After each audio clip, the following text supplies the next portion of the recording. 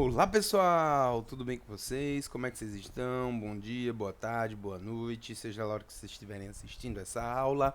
Espero que esteja todo mundo bem, todo mundo feliz, todo mundo animado, todo mundo tranquilo. E vamos aqui continuar falando da Europa. E quando a gente fala da Europa, a gente vai falar também sobre a questão econômica. A gente estava falando sobre a questão econômica, a gente viu sobre a construção da União Europeia, como que essa União Europeia ela surgiu e como ela cresceu, e hoje a gente vai falar sobre a regionalização econômica dessa Europa. Por quê? Porque apesar de ser um bloco, a União Europeia está longe de ser um bloco formado por países de economias iguais. Né? A gente tem muitos países que têm muito dinheiro, muita industrialização, assim como países que têm economias muito mais fracas. Inclusive, eu comentei com vocês na aula passada que isso é um dos motivos para alguns países não quererem entrar na União Europeia. Vou falar disso já já. Mas vamos falar um pouquinho sobre os setores, sobre os blocos e tentar entender qual é a importância desse grande bloco econômico. A União Europeia, ela se formou, né, a partir primeiro da ideia do seguinte, a primeira ideia da União Europeia é o seguinte, ó, a gente teve duas grandes guerras aqui na Europa, e para evitar isso, vamos fazer o seguinte, vamos criar uma associação entre os países para que haja mais integração e para que a economia de um dependa da economia do outro, porque se eles dependem entre si, se eles dependem de si para fazer alguma coisa, vai ser muito mais difícil eles entrarem em guerra uns com os outros. Então vamos criar essa união dos países, vamos fazer com que esses países estejam juntos obrigatoriamente e posteriormente a gente vai conseguir, né, ter um êxito aí para manter esta paz. Isso foi evoluindo e o bloco foi crescendo.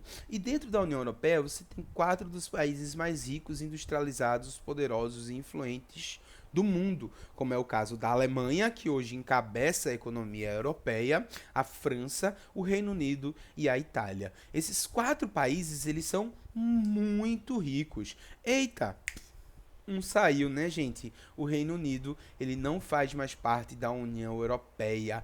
Por quê? Porque a gente tem muitos movimentos anti-União Europeia que a gente também vai falar aqui.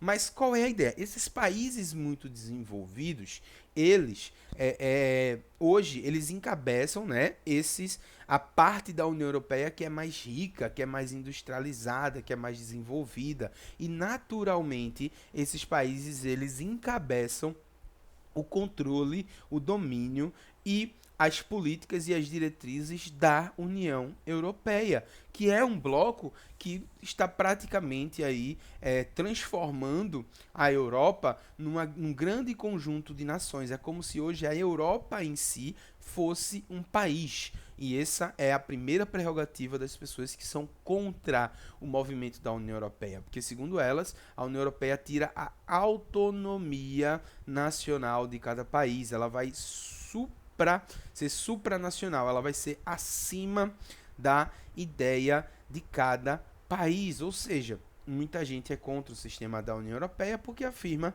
que a União Europeia ela acaba fazendo aí com que você não tenha tanta autonomia entre os países. De certa forma, eles estão certos. Não que isso seja ruim, não que isso seja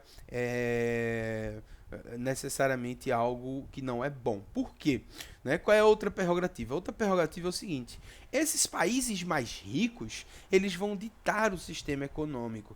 E isso muitas vezes vai impor, não é, medidas de austeridade, ou seja, de controle de gasto sobre aqueles países mais pobres que vão compor o segundo bloco da União Europeia, países como Polônia, como República Tcheca, como a Bulgária, como a Romênia, como a própria Grécia e até em certo grau Portugal e Espanha, países que não têm uma economia tão desenvolvida quanto aqueles países maiores. Estes países, por exemplo, inclusive, às vezes sofrem por fazer parte da zona do euro, já que o euro é uma moeda muito valorizada, então a exportação dos seus produtos ela acaba sendo muito mais desvalorizada, ela é muito mais barata, eles acabam não ganhando tanto com a exportação destes produtos, tá? Então a União Europeia ela gera controvérsias. Mas qual é a vantagem, professor? A vantagem é a seguinte,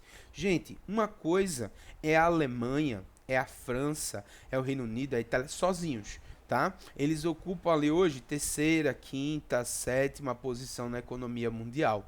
E o PIB, por exemplo, da Alemanha, ele é quase 7 a 8 vezes menor do que o PIB dos Estados Unidos, por exemplo. Só que a União Europeia, se ela fosse um país, ela seria a segunda maior economia do mundo. Ela está entre a China e os Estados Unidos. O valor do PIB da União Europeia é quase dos Estados Unidos.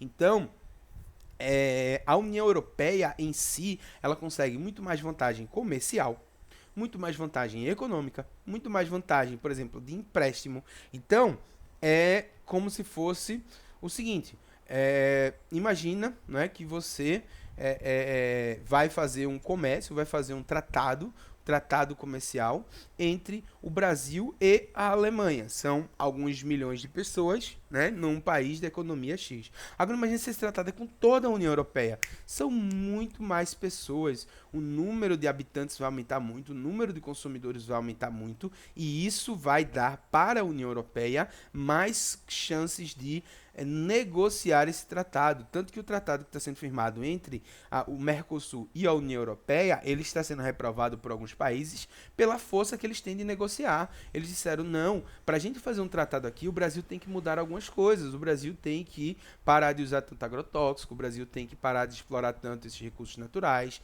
tem que fazer essa agricultura de uma maneira diferente. Isso é a força que esse bloco econômico dá para estes países. Tá? Então, a União Europeia tem esse lado positivo muito forte. E qual é o lado positivo para as economias mais fracas? Porque elas podem ser ajudadas e alavancadas pelas economias mais fortes. Então, existe um fluxo de dinheiro que vem de países mais ricos, como a Alemanha, França e Itália, para países mais pobres, para ajudar na sua economia, para fazer com que essa economia ela avance, com que essa economia ela fique mais forte, com que essa economia ela consiga se desenvolver. Porém, junto com esse dinheiro, já dizia o tio Ben para o Homem-Aranha, com grandes poderes vem grandes responsabilidades. E com grandes investimentos também vem grandes cobranças. Então, esses países, eles passam por medidas de austeridade. O que é austeridade? É redução nos gastos públicos. Então, a Europa, ela empresta o dinheiro, ela vai investir, ela vai incentivar a economia desses países, mas ela também vai dizer, ó, tu não vai gastar tanto com isso, tu não vai gastar tanto com aquilo, tu tem que ter uma medida fiscal, comercial, honesta, justa, correta. Tu não pode gastar da maneira que tu quer, tu não pode deixar as coisas do jeito que você quer. Então, nesse sentido da Europa, né? Nesse sentido da União Europeia, a gente tem essa controvérsia muito grande. A controvérsia é tão grande que não só o Reino Unido deixou, como tem um outro bloco, que são países que não entraram. Não entraram por dois motivos. A gente pode separar em dois grupos. O primeiro grupo, como a Noruega e a Suíça, não entraram por interesses comerciais. Eles tinham plenas capacidades de entrar, porém, eles não acharam tão interessantes para as suas economias. Seja por esse pensamento de serem países mais desenvolvidos e financiar os países menos desenvolvidos. Então, para eles isso não era algo importante, não era algo interessante, era algo que seria mais maléfico do que benéfico, seja por motivos escusos, por motivos sombrios, por motivos esquisitos, como é o caso da Suíça, que, como a gente sabe nos filmes, e é verdade, a Suíça é um grande paraíso fiscal. O que é isso? Os bancos suíços, os famosos bancos suíços, eles aceitam o dinheiro das pessoas sem exigir comprovação da origem desse dinheiro. Ter dinheiro fora do país não é ilegal, viu, gente? Ter uma conta fora do Brasil não é ilegal. O problema é que as pessoas têm conta fora do Brasil e não declaram essas contas. Esse é o crime. Isso se chama evasão de divisas. E muitas vezes esse dinheiro que vai para a Suíça é dinheiro que vem de crime, que vem de lavagem de dinheiro, que vem de tráfico. Então, isso é um motivo. O outro grupo é o grupo de países mais pobres, como o caso da Turquia, que quer entrar, mas que tem muitos problemas políticos, como regimes autoritários e muitos problemas econômicos. Então, tem uma série de medidas que são necessárias para a entrada de um país na União Europeia. Então, gente, esse grande bloco ele é controverso, porém, ele realmente tem destaque, porque ele, como bloco, é a segunda maior economia do mundo e tem muita força no mercado, muita força de barganha e tem uma notoriedade sensacional, uma notoriedade gigante, tá certo? Então, gente, por hoje é só. Tivemos uma excelente aula ontem, o nosso teste aí com o Google Forms, tá? Dê uma estudada no livro, faça as atividades e a gente vê próxima semana na avaliação. Beijo enorme para todos vocês, fiquem com Deus e até a nossa próxima aula. Tchau, tchau, gente. Tchau.